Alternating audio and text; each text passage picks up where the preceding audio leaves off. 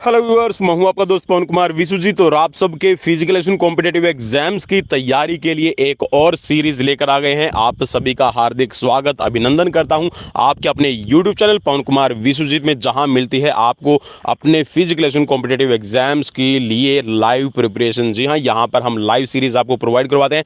Channel को पहली बार visit कर रहे हैं तो चैनल को सब्सक्राइब कर लीजिए, बेल आइकन को प्रेस कर लीजिए ताकि आने वाली हर एक वीडियो का नोटिफिकेशन आपको मिल सके और आप हमारे साथ में कर सके लाइव एग्जाम्स की प्रिपरेशन।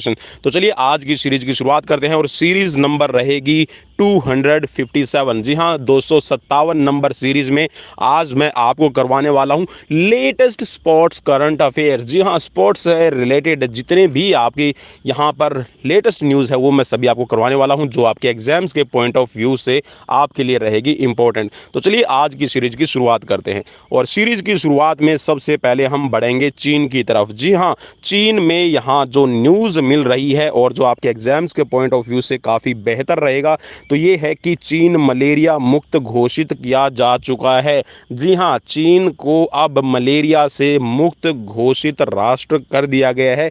तो यहाँ पर घोषित किया गया है, तो पढ़ लेते हैं अभी क्या है।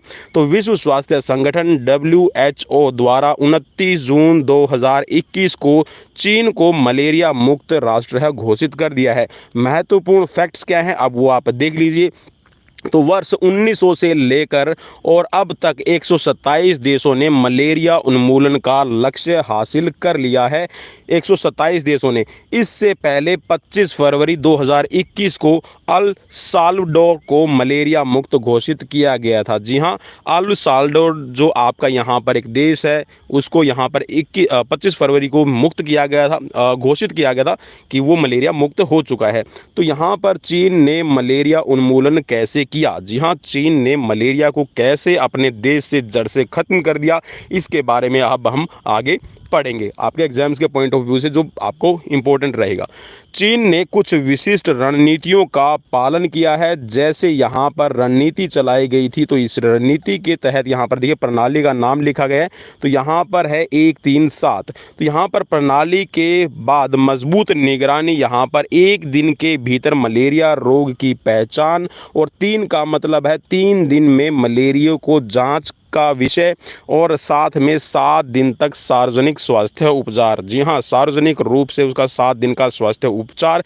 तो इस प्रणाली पर इन्होंने काम किया है और स्वदेशी और बाहर से आए मामलों के बीच अंतर करने के लिए दवा प्रतिरोध और जीनोम, जी हाँ, जीनोम पर आधारित दृष्टिकोण के लिए आणविक मलेरिया निगरानी, यहाँ पर मोलिकुलर मलेरिया सर्विलांस आयोजित किया गया है। जी हाँ, यहाँ पर सीधा सा आप ये कह सकते हैं कि एक ऐसी यहाँ पर एक टेक्नोलॉजी का इन्होंने यूज़ किया जिसमें ये पता चल जाए कि जो मॉलिक्यूलर्स हैं मलेरिया के वो कितने हैं और कैसे कैसे कहाँ से फैल रहे हैं। तो यहाँ पर इस दृष्टिकोण से काम करते हुए दवा है उनका यूज़ किया। तो यहाँ पर स्वदेश और बाहर से जो आने वाले मामले हैं उनकी निगरानी की और यहाँ पर अपने देश को, जी हाँ, मलेरिया मुक्त घोषित कर लिया। देश में अवांछित मलेरिया के प्रवेश को रोकने के लिए पड़ोसी देशों की सभी सीमाओं की पूरी तरह से जांच की गई। जी हाँ, बाहर से आने वाले यहाँ पर जितने भी प्रवासी थे तो उनकी भी जांच की गई, और जो बाहर से आने वाले सैलानी है तो उनकी भी जांच करने के बाद में यहाँ पर कह सकते हैं कि अपने आप को यहाँ पर कंट्रोल करने में काबिल रहा है। वैश्विक स्तर पर अगर हम बात करें तो यहाँ पर वैश्विक स्तर की जो रिपोर्ट है मलेरिया की 2020 में, तो WHO द्वारा जो जारी की गई है वैश्विक मलेरिया रिपोर्ट 2020 के अनुसार 2019 में 87 मलेरिया स्थानिक देशों में मलेरिया के अनुमानित 229 मिलियन मामले थे। जी हाँ, 229 मिलियन मामले थे, जिसमें से 4,09,000, जी हाँ, 4,09,000 मौतें हैं दर्ज की गई हैं, जिसमें मलेरिया से होने वाली 90% से अधिक मौतें अफ्रीका में दर्ज की गई है, 90% से ज़्यादा। तो यहाँ पर देखिए भाई, हम जैसे कोविड के बारे में कह रहे हैं कि कोविड जानलेवा है, तो भाई मलेरिया भी अपने आप में जानलेवा है। एक साल के अंदर 4,09,000 लोगों की जिंदगी को ले चुका है। तो यहाँ पर अगर हम भारत की बात करें तो भारत 2019 में कुल वैश्विक मलेरिया मामलों में 2% रहा है। जी हाँ, भारत में 2% मामले हैं वो दर्ज किए गए हैं। तो कह सकते हैं कि भारत में भी कुल मिला के जो मलेरिया से उन्मूलन का जो प्रोग्राम चल रहा है वो अभी काफ़ी अच्छा चल रहा है। चलिए आगे बढ़ते हैं। तो यहाँ पर नेक्स्ट न्यूज़ है आपके लिए ये कि न्यूजीलैंड के ड्वेन कॉनवे ने पदार्पण टेस्ट में जड़ा दोहरा शतक। जी हाँ, यहाँ पर पहले ही डेब्यू मैच के अंदर इन्होंने टेस्ट में ही दोहरा शतक जड़ दिया। 3 जून को, जी हाँ 3 जून को न्यूजीलैंड के बल्लेबाज ड्वेन कॉनवे ने लॉर्ड्स में इंग्लैंड के विरुद्ध पदार्पण टेस्ट में दोहरा शतक जड़ दिया। उन्होंने 200 रन की पारी खेली। जी हाँ, पूरे के पूरे इन्होंने जो आंकड़ा है 200 का वो पा लिया। तो यहाँ पर उन्होंने लॉर्ड्स में पदार्पण टेस्ट में सर्वाधिक स्कोर बनाने के पूर्व भारतीय कप्तान सौरव गांगुली के 25 वर्ष पुराने रिकॉर्ड को तोड़ दिया। जी हाँ, आज से लगभग 25 साल पहले सौरव गांगुली के नाम था कि उन्होंने, जी हाँ, आते ही यहाँ पर जो दोहरा शतक बनाने का रिकॉर्ड था वो तोड़ दिया है। गांगुली ने वर्ष 1996 में लॉर्ड्स के मैदान के अंदर टेस्ट क्रिकेट में पदार्पण करते हुए चलिए थोड़ा सा माफ़ी चाहूँगा क्योंकि नेटवर्क है वो कल की तरह फिर से डिस्टर्ब कर रहा है। तो चलिए इस न्यूज़ को दोबारा से पढ़ देता हूँ मैं कि कॉनवे इंग्लैंड की धरती पर पदार्पण करने वाले, जी हाँ, और पदार्पण टेस्ट में ही सबसे बड़ी पारी खेलने वाले विश्व के पहले बल्लेबाज बन गए हैं। तो यहाँ पर क्वेश्चन आपसे बन सकता है कि ड्वेन कॉनवे, जी हाँ, यहाँ पर विश्व के पहले बल्लेबाज हैं। याद रखिएगा, टेस्ट मैच में सबसे बड़ी पारी खेलने वाले। इससे पहले यह रिकॉर्ड इंग्लैंड की ओर से खेलने वाले दिग्गज के.एस. रणजीत सिंह के नाम था। उन्होंने 1896 में, जी हाँ 1896 ईस्वी में 154 नाबाद रन बनाए थे। चलिए अब आगे बढ़ते हैं और यहाँ पर देखते हैं कॉनवे के बारे में। कॉनवे पदार्पण टेस्ट में दोहरा शतक लगाने वाले न्यूजीलैंड के दूसरे और विश्व के 7वें बल्लेबाज हैं। जी हाँ, इससे पहले, जी हाँ, ड्वेन कॉनवे से पहले यहाँ पर दोहरा शतक लगाने के मामले में न्यूजीलैंड के दूसरे हैं और विश्व के ये 7वें बल्लेबाज हैं। कॉनवे पदार्पण पारी में दोहरा शतक लगाने वाले छठे बल्लेबाज हैं। जी हाँ, पारी के अंदर दोहरा शतक लगाने वाले छठे बल्लेबाज हैं। इससे पहले फरवरी 2021 में वेस्टइंडीज़ के काइल मेयर्स ने बांग्लादेश के खिलाफ पदार्पण टेस्ट मैच में दूसरी पारी के अंदर दोहरा शतक नाबाद 200 रन लगाए थे। न्यूजीलैंड के मैथ्यू सिंक्लेयर ने वर्ष 1999 में, जी हाँ, सिंक्लेयर ने 1999 में वेलिंगटन में अपना पदार्पण टेस्ट मैच खेला था और वहां पर इन्होंने जड़े थे 214 रन। चलिए अब बढ़ते हैं नेक्स्ट करंट अफेयर्स की तरफ। तो साजन प्रकाश, जी हाँ, साजन प्रकाश को आप सभी जानते हैं। अभी रिसेंटली इन्होंने ओलंपिक का जो टिकट है वो ले लिया है। तो ओलंपिक का ए कट, जी हाँ, ओलंपिक की ए कट में प्रवेश करने वाले पहले भारतीय तैराक बन गए हैं साजन प्रकाश। 26 जून 2021 को साजन प्रकाश आगामी टोक्यो ओलंपिक की ए स्टैंडर्ड के लिए क्वालिफाई करने वाले पहले भारतीय तैराक बन गए हैं। जी हाँ, ए स्टैंडर्ड जो होता है उसके लिए यहाँ पर क्वालिफाई करने वाले, जी हाँ, पहले भारतीय तैराक है। याद रखिएगा, नाम है साजन प्रकाश और 26 जून 2021 को इन्होंने ये क्वालिफाई किया है। चलिए ये रही इनकी इमेज, आप देख सकते हैं। चेहरा मत भूलिएगा क्योंकि चेहरे से ही हमें यहाँ पर नाम याद रह जाते हैं। तो चलिए यहाँ पर नेक्स्ट बढ़ते हैं। साजन ने रोम में सेटेकोली ट्रॉफी का नाम है। इसमें पुरुषों की 200 मीटर बटरफ्लाई में 1 मिनट 56 सेकंड और 38 नैनो सेकंड का समय निकालकर यह उपलब्धि हासिल की है। ए स्टैंडर्ड के लिए qualification cut off 1 minute 56 second और 48 नैनो सेकंड का टाइम रहता है। जहाँ क्वालिफिकेशन टाइम ये था और यहाँ पर इन्होंने, आप ये कह सकते हैं कि 10 नैनो सेकंड पहले ही अपना जो टारगेट है वो पूरा कर लिया। साजन प्रकाश केरल से हैं। जी हाँ, केरल से बिलोंग करते हैं। उन्होंने 2015 में केरल में आयोजित राष्ट्रीय खेलों में 6 स्वर्ण और 3 रजत पदक जीतकर रिकॉर्ड बनाया था। उन्होंने 2016 के रियो ओलंपिक में भी हिस्सा लिया था। जी हाँ, रियो ओलंपिक में भी हिस्सा ले चुके हैं और 2015 के अंदर जो आपका राष्ट्रीय खेल आयोजित किए गए थे इसमें 6 स्वर्ण और 3 रजत पदक अपने नाम किए थे। चलिए अब बढ़ते हैं आगे और देखते हैं यहाँ पर ट्रांसजेंडर एथलीट के बारे में। जी हाँ, आप ये कह सकते हैं कि जो ओलंपिक की स्पर्धा में ट्रांसजेंडर बनेंगे वो पहले एथलीट कौन है, तो इनका नाम है लॉरेल हबर्ड। जी हाँ, लॉरेल हबर्ड यहाँ पर ओलंपिक में प्रतिस्पर्धा के अंदर, जी हाँ, ओलंपिक की जो आपके कॉम्पिटिशन्स है उसमें परफॉर्म करने वाले पहले ट्रांसजेंडर एथलीट बन गए हैं। न्यूजीलैंड ओलंपिक समिति ने भारोत्तोलक लॉरेल हबर्ड को टोक्यो ओलंपिक में महिलाओं के सुपर हैवीवेट 87 किलोग्राम वर्ग में प्रतिस्पर्धा के लिए चुना है। वह ओलंपिक में हिस्सा लेने वाली पहली ट्रांसजेंडर एथलीट होंगी। जी हाँ, ट्रांसजेंडर का मतलब है जिनका जेंडर है वो चेंज कर दिया जाए। तो चलिए फ़ोटो दिखा देता हूँ, अभी तो सिर्फ आपको स्क्रीन पर वेट दिखाई दे रहा है। तो चलिए ये हैं ट्रांसजेंडर पहले, जिनका नाम है लॉरेल हबर्ड, न्यूजीलैंड के हैं। तो 43 वर्षीय लॉरेल हबर्ड ने 2013 के अंदर, जी हाँ 2013 में अपना लिंग परिवर्तन से पहले पुरुषों की भारोत्तोलन प्रतियोगिताओं में भाग लिया था। लॉरेल हबर्ड 2015 से ओलंपिक में भाग लेने के लिए पात्र हैं। 2015 में ही अंतर्राष्ट्रीय ओलंपिक समिति ने किसी भी ट्रांसजेंडर एथलीट को इस शर्त पर महिला के रूप में प्रतिस्पर्धा करने की अनुमति देने संबंधी दिशा निर्देश जारी किए थे। उनकी पहली प्रतियोगिता से कम 12 महीने पहले उनके टेस्टोस्टेरोन का स्तर 10 नैनोमोल, जी हाँ, यहाँ पर नैनोमोल आपका प्रति लीटर से कम होना चाहिए। तो यहाँ पर आपके लिए ये भी एक जानकारी हो गई कि अगर किसी का टेस्टोस्टेरोन लेवल है वो आपका, देखिए यहाँ पर लिख रखा है कि 10 नैनोमोल प्रति लीटर से अगर ज़्यादा है तो समझ लीजिएगा वो चाहे मेल हो वो चाहे फीमेल हो, तो वो भी इस शर्त को अगर पूरा नहीं कर रही है कि टेस्टोस्टेरोन लेवल अगर उसका बढ़ा हुआ है तो उसको, जी हाँ, प्रतियोगिता से बाहर कर दिया जाएगा। तो चलिए यहाँ पर आगे बताया गया इसमें कि हबर्ड ने 2017 विश्व चैंपियनशिप में रजत पदक और समोआ में 2019 के पैसिफिक गेम्स के अंदर स्वर्ण पदक जीता था। उन्होंने कॉमनवेल्थ 2018 गेम्स में भी हिस्सा लिया था। चलिए अब बढ़ते हैं लॉरेल हबर्ड के बाद में ओलंपियन सूरत सिंह माथुर का निधन।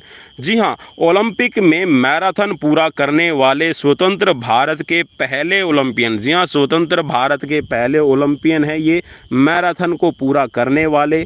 जी हाँ, नाम है इनका सूरत सिंह माथुर।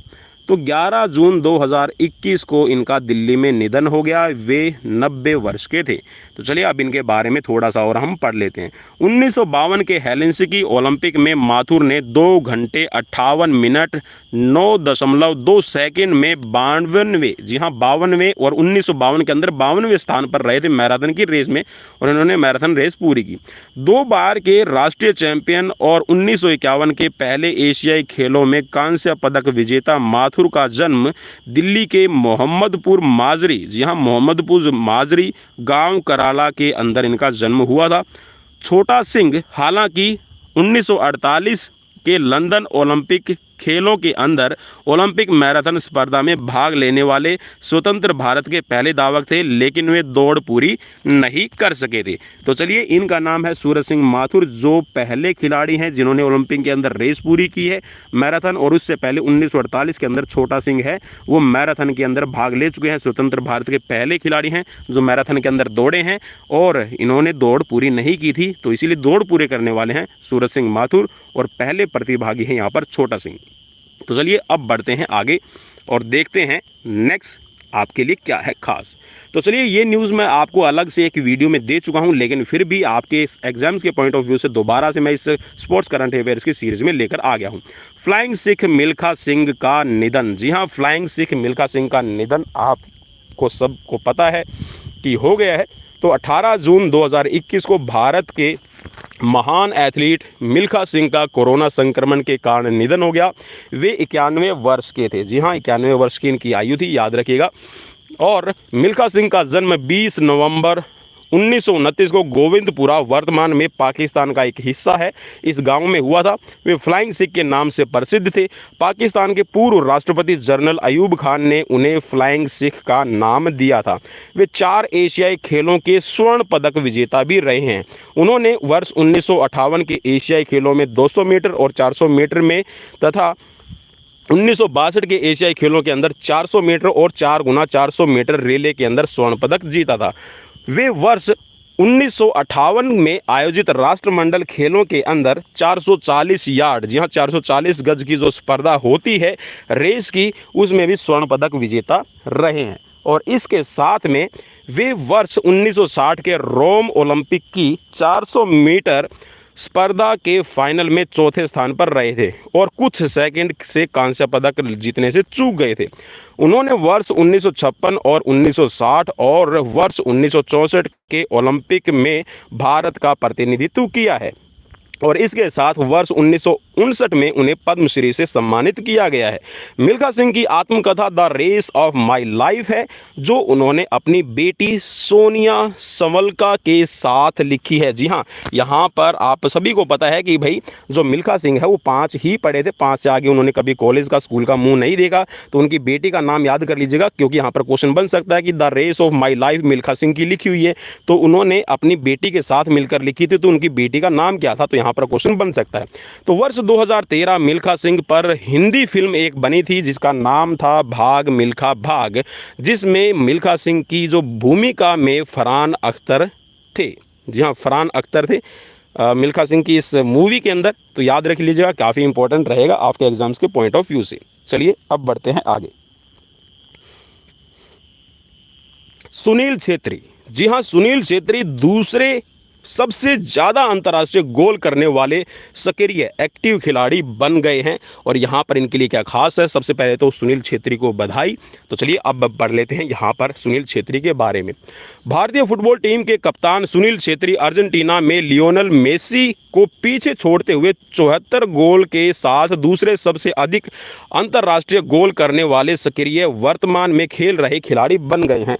उन्होंने यह उपलब्धि 7 जून 2021 को कतर में फीफा विश्व कप क्वालिफायर मैच में बांग्लादेश के खिलाफ हासिल की है। चलिए ये रही इनकी फोटो देख लीजिए। बिल्कुल यहाँ पर तेज तर्रार इनके जो तेवर हैं वो खेल के लिए बने रहते हैं और वैसे बिल्कुल शांत खिलाड़ी। उन्होंने उनसे ऊपर वर्तमान में खेल रहे जो खिलाड़ी सर्वाधिक गोल करने वाले खिलाड़ी हैं पुर्तगाल के क्रिस्टियानो रोनाल्डो, जिनके नाम 103 अंतर्राष्ट्रीय गोल हैं। 36 वर्षीय छेत्री अब पुरुष अंतर्राष्ट्रीय फुटबॉल में सर्वकालिक गोल करने वाले खिलाड़ियों की सूची में 11वें स्थान पर आ गए हैं। जी हाँ, यहाँ पर सर्वकालिक जो गोल करने की जो सूची होती है उसमें अभी 11वें स्थान पर है और 36 वर्ष के हैं। ठीक है, चलिए अब इससे आगे बढ़ते हैं।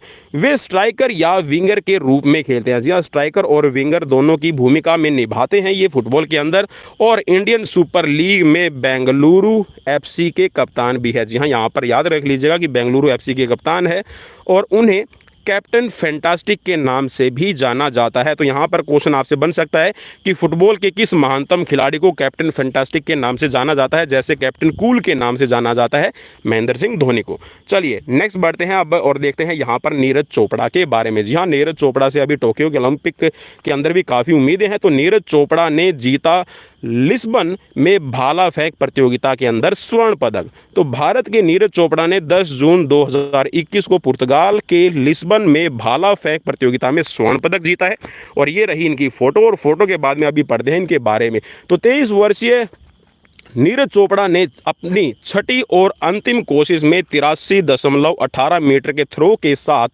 पदक अपने नाम किया है।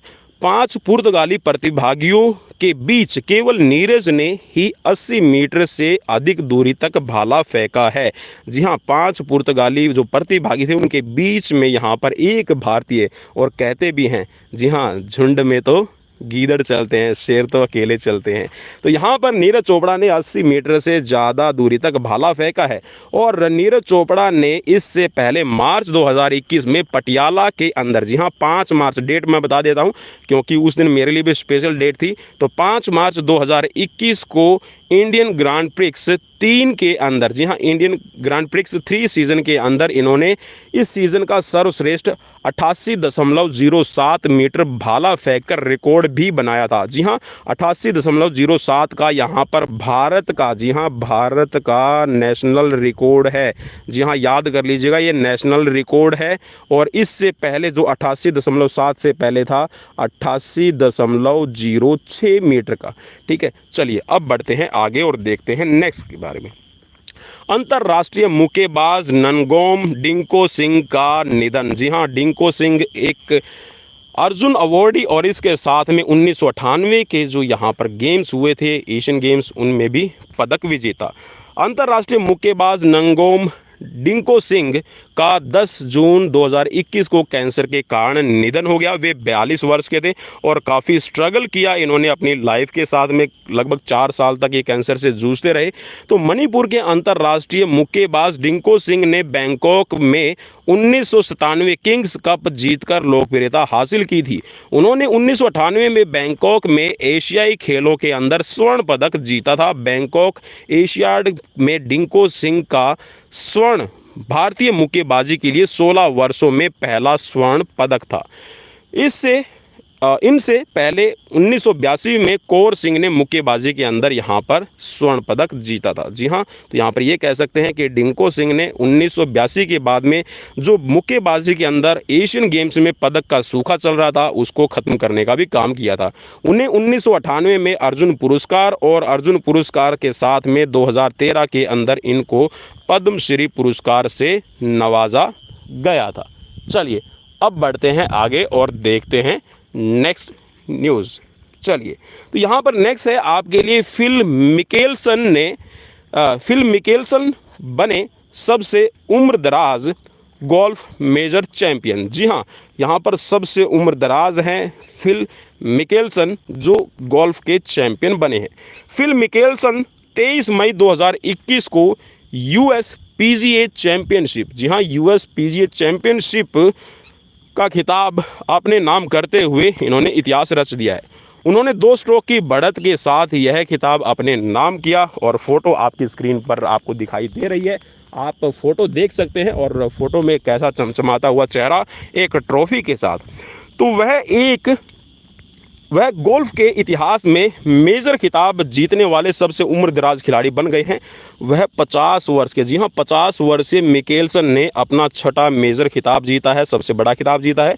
मिकेल्सन ने सबसे पुराने मेजर विजेता के रूप में जूलियस बोरोस को पीछे छोड़ दिया था और वर्ष 1968 में 48 वर्ष की उम्र में पीजीए चैंपियनशिप विजेता जो बने थे, जी हाँ, वो 1968 में 48 वर्ष की उम्र में बने थे।